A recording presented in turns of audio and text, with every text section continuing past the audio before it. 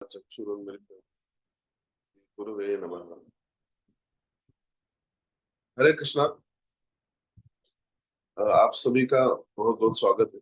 आज हम श्री जगदानंद पंडित, उन्होंने एक प्रेम व्यूअर्थ नाम का बहुत ही सुंदर पुस्तक लिखा है। उसमें उन्होंने नाम महिमा नाम का एक अध्याय है, उसका 21वें अध्याय में उन्होंने वो ये हरे कृष्ण महामंत्र के बारे में वर्णन किया। तो वो बोलते हैं, जो कृष्णदास जी है, भगवान श्री चैतन्य महाप्रभु के भक्त है, तो वो अपनी लंबी चुप्पी तोड़ते हुए काशी मिश्र के घर में भगवान चैतन्य महाप्रभु से एक प्रश्न पूछते हैं कि यदि आप मुझे पूछने की अनुमति दे, कृपया हरे कृष्ण महामंत्र की असीमित और अद्भुत महिमा के बारे में बताएं, जिसके बारे में भगवान शिव और भगवान ब्रह्मा भी अपरिचित हैं।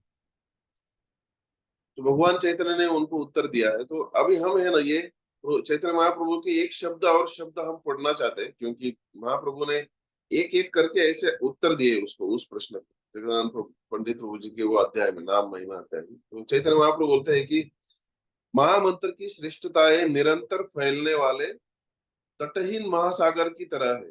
जनरली हम महासागर जो देखते हैं उसको तट रहता है, शोर ऑफ द सी, तो जिसको मर्यादा होती है महासागर को। लेकिन यहाँ महाप्रभु बोलते हैं कि तटहीन महासागर, ऐसा समझो कि जिस महासागर को तट ही नहीं है, लेकिन वो तटहीन महासागर भी हर क्षण बढ़ते रहता है।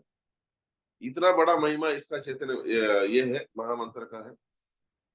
यहाँ तक कि स्वयं भगवान कृष्ण भी, ये बहुत ज्यादा विशेष बात है कि यहाँ तक कि भगवान स्वयं कृष्ण भी इसकी सीमाओं को नहीं जानते।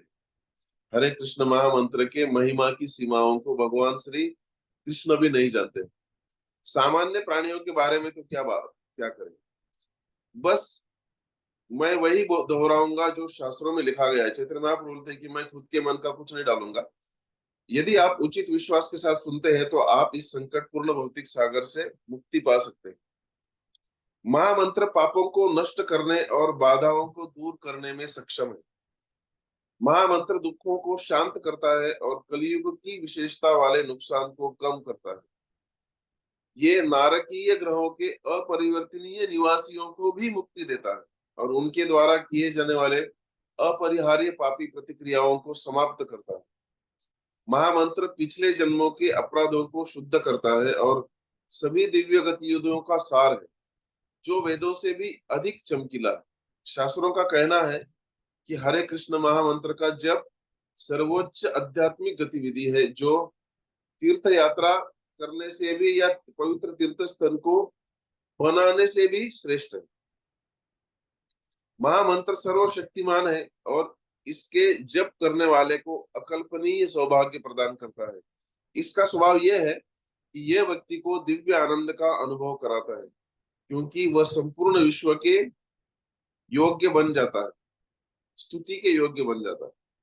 महामंत्र पतित बद्ध आत्माओं के लिए मुक्ति का एकमात्र साधन है और ये हमेशा पूजनीय है, क्योंकि ये वांछित मुक्ति प्रदान करता है। मतलब जो भी हमें इच्छा है, व्यक्ति को सर्वोच्च आध्यात्मिक निवास तक लेके जाता है और जप करने वाले को भगवान श्री हरि के दिव्य प्रेम का आशीर्वाद देता है।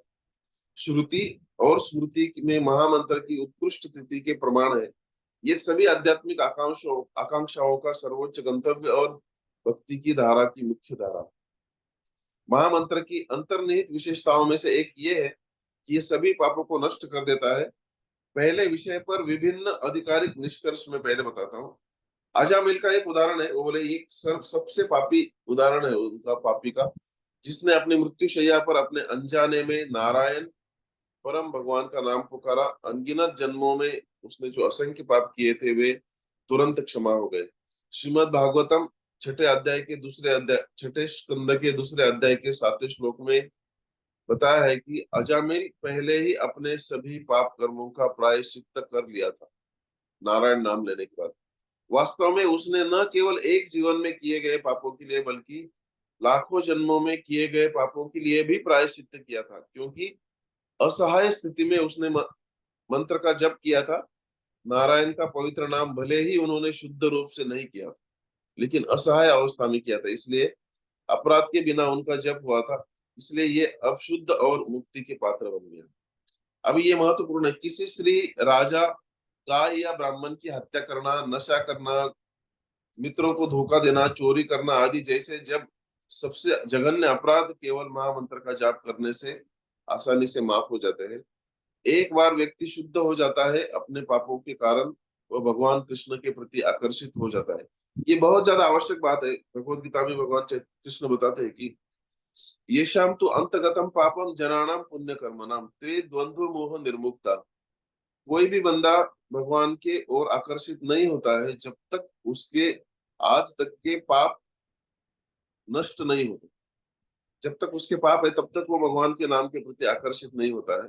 चैतन्य महाप्रभु यहाँ बता रहे हैं कि केवल यदि भगवान का महामंत्र का यदि कोई जप करता है तो उसके आज तक के अनंत जन्मों में उसने जो पाप किए वो नष्ट हो जाते हैं और तुरंत उसको भगवान के प्रति आकर्षितता निर्माण होती है, वो भगवान के प्रति आकर्षित हो जाता है।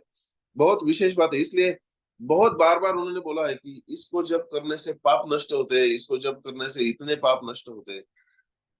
ये क्यों इतना आवश्यक है? क्योंकि भगवान के प्रति आकर्षित होने के लिए पापों का नाश होना बहुत ज्यादा आवश्यक।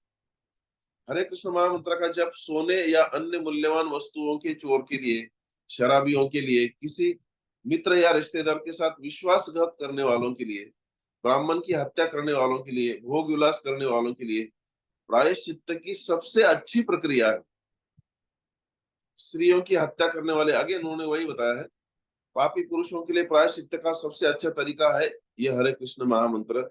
ऐसे पापी व्यक्ति सर्वोच्च भगवान का ध्यान आकर्षित कर सकते हैं, जो इसलिए मानते हैं क्योंकि इस व्यक्ति ने मेरे पवित्र नाम का जप किया है। भगवान स्वयं बोलते हैं, इस व्यक्ति ने मेरे पवित्र नाम का जप किया है, इसलिए मेरा कर्तव्य है उसे सुरक्षा देना। तो भगवान उसको कर्तव्य समझ के देते हैं। और इसमें एक आगे बताए, बहुत बड़ा है, हम इसको आगे भी ले सकते हैं कंटिन्यूटी में। तो एक विशेष चीज मैंने पढ़ा है, वो हम समझ सकते हैं। उन्होंने बोला है कि साधुओं के प्रति किए हुए अपराध का भी क्षालन हरे कृष्ण महामंत्र का जप करने से हो सकता है। और ब्रैकेट में इस्कॉन डिजायर ट्री में ये उन्होंने लिखा, ब्रैकेट में उन्होंने लिखा है कि हमें उनकी क्षमा मांगनी चाहिए। लेकिन हरे कृष्ण महामंत्र की यहाँ तक पहुंच है। भगवान श्री कृष्ण भी चैतन्य महाप्रभु भी उसको बताते हैं कि इवन भगवान श्री कृष्ण भी जानते नहीं है कि इसकी मर्यादा कितनी ज्यादा है, क्योंकि ये राधा रानी की विशेष कृपा है हम सबके ऊपर। तो हम सब हरे कृष्ण महामंत्र को अच्छी तरह से विश्वास के साथ, आगे है वो हम आगे डिस्कस करेंगे, विश्वास के साथ उसका जप और ध्यान करेंगे, जिससे हमें जो इप्सित ध्येय है भगवान श्री कृष्ण के प्रति आकर्षण, वो निर्माण हो। हरे कृष्ण। मुझे लगता है मोबाइल नीचे चला गया था, sorry. Hare Krishna. Thank you प्रभु जी। थैंक यू वेरी मच प्रभु जी। चलो प्रणाम।